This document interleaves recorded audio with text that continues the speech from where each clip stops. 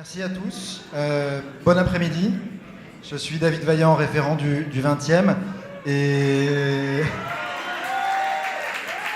Merci.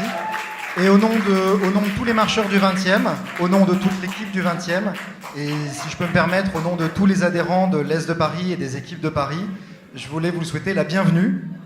La bienvenue dans ce lieu qui est un lieu important pour nous. La Bellevilloise, c'est un lieu où il s'est passé pas mal de choses. C'est la maison ou une des maisons, très clairement.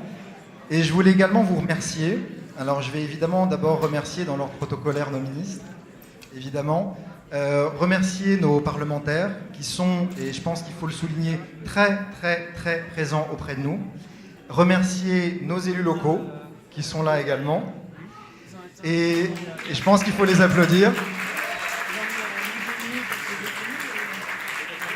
Et je voulais surtout remercier chacun d'entre vous, que vous soyez référents, que vous soyez dans une équipe, animateurs locaux, adhérents, parce que c'est vous qui avez gagné les campagnes précédentes, c'est avec vous qu'on va progresser vers les prochaines échéances, et c'est grâce à vous si on arrive à faire que La République En Marche devienne une réussite en marche, et continue à l'être. Donc on m'a demandé deux choses aujourd'hui. La première, c'est de vous accueillir et de vous remercier d'avoir fait le déplacement aussi loin pour certains d'entre vous. Et la deuxième mission est tout aussi agréable et complexe, c'est de donner la parole à nos députés et de la reprendre après, puisqu'on m'a donné de leur donner très très peu de temps. Donc je vais commencer par Pierre, puisqu'on joue à domicile.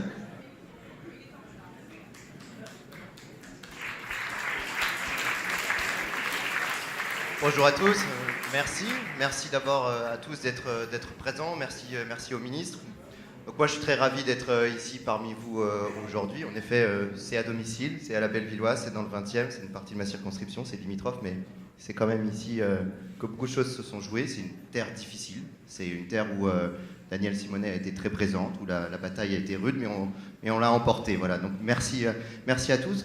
Moi, déjà, tous mes voeux pour ceux que je vois aujourd'hui pour la première fois depuis le début d'année. Je suis très content, je serai de plus en plus présent grâce aux responsabilités que m'a confié Christophe Castaner au sein du bureau exécutif. Donc on va pouvoir tous travailler ensemble et il y a beaucoup de choses à faire sur Paris, sur même la France en général pour structurer notre mouvement, pour lui donner l'ampleur qu'il mérite, pour continuer à faire ce que nous avons fait pendant la campagne, à la fois en allant vers les gens, en essayant de les convaincre que la politique nationale que nous menons, c'est une politique juste, que c'est une politique efficace et au service des Français. Voilà. Donc, je ne vais pas être plus long parce qu'il y a 10 autres personnes qui vont parler derrière moi et qui répéteront sûrement aussi beaucoup de ce que j'ai dit. Mais en tout cas, merci à vous.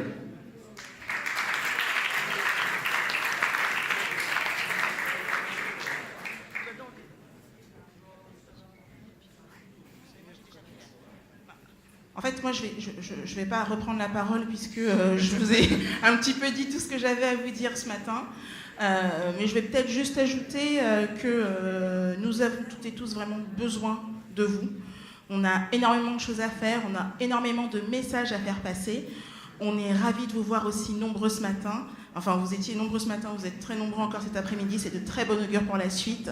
Donc maintenez cette mobilisation et vraiment, on va continuer de travailler tous ensemble parce qu'il y a énormément à faire.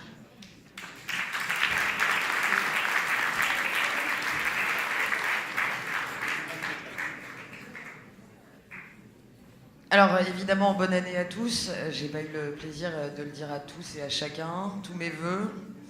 Je voulais aussi vous dire que le président avait eu cette parole au démarrage de l'aventure lorsqu'il a été élu. La tâche qui nous attend est immense. Je voudrais vous dire, mon premier sentiment après ces quelques mois de parlementaire, c'est que d'abord il avait parfaitement raison et je crains que la tâche ne soit encore plus immense que celle que nous imaginions. On a énormément de choses à faire ensemble, on a déjà fait beaucoup de choses, 68 textes en 7 mois qui sont passés à l'Assemblée, pas que de la quantité, beaucoup de qualité. On a besoin de vous, Pierre, Laetitia et l'ensemble de l'équipe le dit parfaitement bien. Moi je vous appelle sur un sujet particulier à, comme le dit Benjamin Griveaux, non pas tant convaincre, même si c'est notre objectif, mais faire la pédagogie des mesures qu'on a mises en œuvre, notamment dans le projet de loi de finances, et qui sont effectives à compter pour la baisse des charges du 31 janvier pour une première partie Je ne vais pas vous faire tout le calendrier du pouvoir d'achat, même si l'envie ne m'en manque pas. Mais on a besoin de vous parce que ça n'est pas parce que c'est voté que d'abord c'est dans le réel de la vie des Français. Il faut leur expliquer que ça va arriver, que c'est cette année que ça va arriver. Et en fait, la bataille pour le pouvoir d'achat, qui est la bataille prioritaire pour les Français, on a besoin de la mener tout au long de l'année 2018. C'est pas parce qu'on a voté un budget en 2017 que ça y est, tout le monde a compris qu'on se battait pour le pouvoir d'achat. Donc le temps politique a ceci de particulier qu'on vote. Et souvent, après, il y a un temps de latence avant que les mesures soient effectives. C'est maintenant qu'il ne faut pas lâcher le bâton de pèlerin. C'est maintenant qu'il faut expliquer comment ça va changer la réalité du quotidien des Français pour lesquels on se bat, notamment en finance et dans toutes les commissions de l'Assemblée. Et donc ce temps, on a besoin de vous pour l'habiter et faire la pédagogie. L'objectif étant de convaincre, mais d'abord, il nous faut expliquer. On a besoin de vous là-dessus, au quotidien et tout au long de l'année. On sera évidemment en première ligne pour ce combat, mais la route est longue, la pente est forte, comme disait l'autre, et la tâche qui nous attend est immense.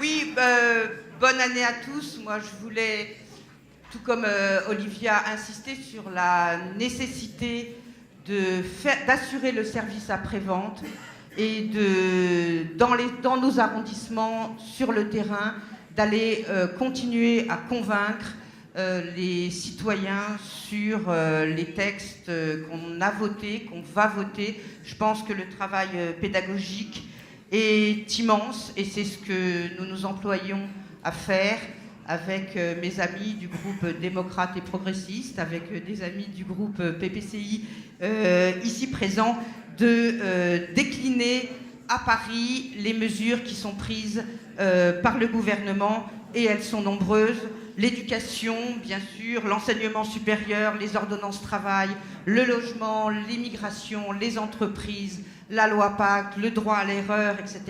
Et donc, dans notre travail quotidien, dans les arrondissements, au plus près du terrain, aux côtés des directeurs d'école, des principaux de collège, des directeurs d'hôpitaux pour expliquer la loi à venir sur l'hôpital, avec les bailleurs sociaux pour leur expliquer la baisse des APL, avec les associations de locataires, avec les entreprises pour leur expliquer Pacte et le droit à l'erreur, avec le MEDEF, avec les associations de parents d'élèves, avec tout le monde, quotidiennement, c'est ce travail qu'on fait pour mettre en cohérence la politique du gouvernement et la politique locale dans un contexte qui est celui du Conseil de Paris, qui ne nous est pas toujours absolument favorable.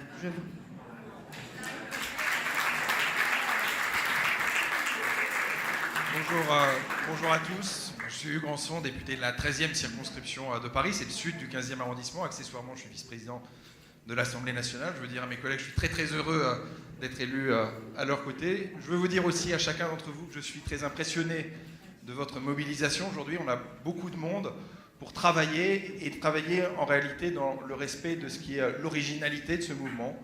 Un travail transversal, collaboratif, participatif, où on compte sur vous, sur les marcheurs, pour faire émerger des idées nouvelles, pour imaginer la société de demain. Et je crois que tout ce que vous avez fait ce matin, à l'occasion d'ateliers dont j'ai compris qu'ils étaient très animés, va nous permettre justement d'inventer un projet collectif pour demain, la ville de demain, et pourquoi pas Paris pour demain. En tout cas, merci à vous d'être si nombreux aujourd'hui. Je crois que c'est très important qu'on puisse avoir ces temps d'échange réguliers dans le respect de ce qu'est le mouvement. Je veux aussi avoir un message très particulier pour celle qui est ma suppléante, celle qui est par ailleurs la référente d'En Marche dans le 15e arrondissement, et celle qui a organisé, et surtout sur laquelle tout a reposé aujourd'hui. C'est Fanta, que j'aimerais que nous puissions applaudir.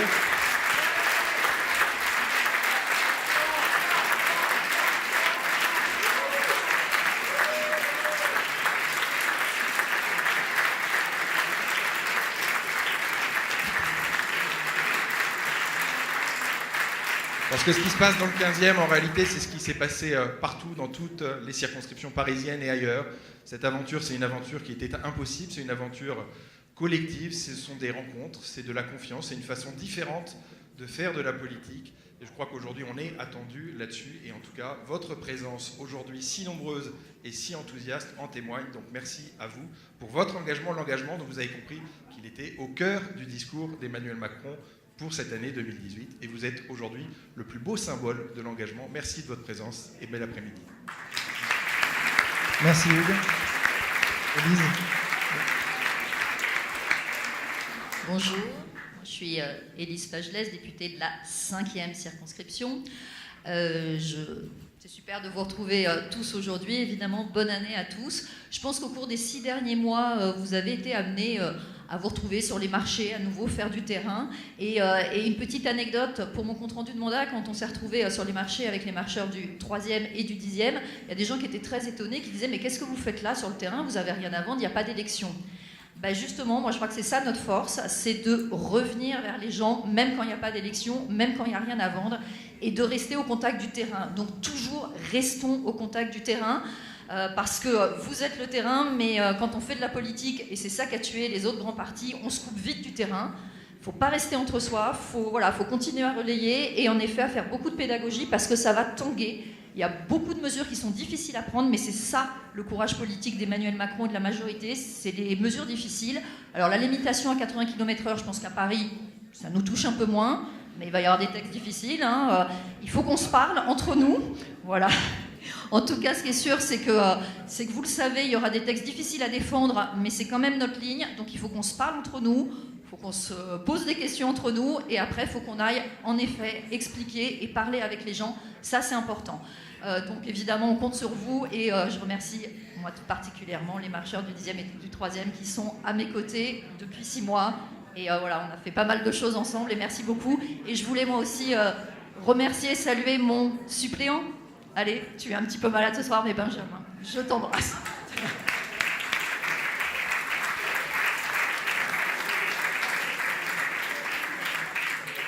Bien, bonjour à tous. Donc, je suis Gilles Legendre, le député de la 2e circonscription de Paris. Le mouvement est quand même beaucoup mieux tenu que l'Assemblée nationale. On a le droit à 1 minute de temps de parole. À l'Assemblée nationale, c'est royal. On a le droit à 2 minutes quand on prend la parole. Donc, je vais essayer de respecter l'horaire. J'ai trouvé que notre matinée était formidable.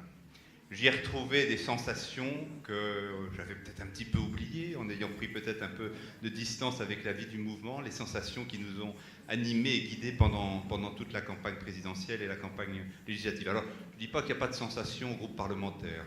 Vous savez, il suffit d'ouvrir les journaux et vous voyez qu'il y a plein de sensations, il y a plein de choses formidables, il y a beaucoup d'excitation, mais ce n'est pas exactement la même chose. Quand on se retrouve ici en famille, ce n'est pas exactement la même chose. Alors, on inaugure une année essentielle. Pour moi, c'est l'an 2 du macronisme. Nous sommes les marcheurs de l'an 2, et il faut que ça se passe aussi bien que pour les mariés du même nom. Alors, bien sûr, il faut faire la pédagogie du travail gouvernemental, des lois que nous avons votées, et tous mes camarades et collègues l'ont très bien expliqué. Mais nous avons une deuxième mission, vous avez une deuxième mission, c'est d'aller beaucoup plus loin dans la créativité et dans l'innovation politique. La promesse d'En Marche, c'est ça. Nous avons réussi l'année dernière un exploit, emmener à la tête de l'État un homme que personne ne connaissait 2 ans plus tôt, qui était jeune, lui donner une majorité improbable, bâtir un programme de toutes pièces en quelques mois. Nous avons à consolider ce que sont les bases du macronisme, sans tomber dans des doctrines figées, dans des idéologies, parce que ça, plus personne n'en veut. Mais nous devons porter une promesse pour le futur, pour l'avenir. Et le futur va commencer très vite, parce que bientôt, le programme pour lequel nous avons été élus, non pas ne sera exécuté complètement, mais sera très avancé. Il faut que nous pensions la suite, que nous soyons capables de porter aux Français une promesse. Et de ce point de vue-là, ce que nous serons capables de faire à Paris devra être exemplaire. C'est le laboratoire du macronisme de demain que vous êtes en train de construire, que nous avons commencé à construire ce matin et qu'il va falloir évidemment approfondir. Donc une tâche merveilleuse nous attend. Merci. Merci à tous. Alors, comme chacun a strictement respecté ton temps de parole, il nous reste du temps. Je vais juste passer le micro à Florence, qui va aussi porter la parole des élus parisiens, qui est une parole importante. Attendez. Je vais peut-être dire des grosse bêtise, applaudissez pas tout de suite. Donc Florence de Massol, moi je suis première adjointe dans le 20e et je suis... Ouais. Et je suis coprésidente du groupe des élus En Marche au sein du conseil d'arrondissement. Il y a la Renaud Martin qui est là-bas, Mohamed Gassama, Cathy Karim Jalim, et il y avait Julien Bargeton avec nous ce matin. Et je pense que voilà, cette force politique qui maintenant trouve sa concrétisation aussi dans les conseils d'arrondissement, elle est utile pour notre ville et utile pour Paris. On a parlé tout à l'heure un petit peu de laboratoire et je pense que le terme laboratoire est vraiment très cher à nos yeux et à nos oreilles dans le 20e, puisque c'est vrai qu'on imagine plein de choses avec David, avec tous les marcheurs de l'arrondissement, et qu'on a l'intention de continuer à expérimenter. On est ici à la Bellevilloise, un des lieux quand même très importants de la mémoire ouvrière et de la participation citoyenne. Donc je suis vraiment heureuse que cette journée se soit installée dans le 20e. Et même si on a déjà travaillé toute la matinée, bienvenue à toutes et à tous. Et encore une fois, bon travail pour cette fin d'après-midi. Merci.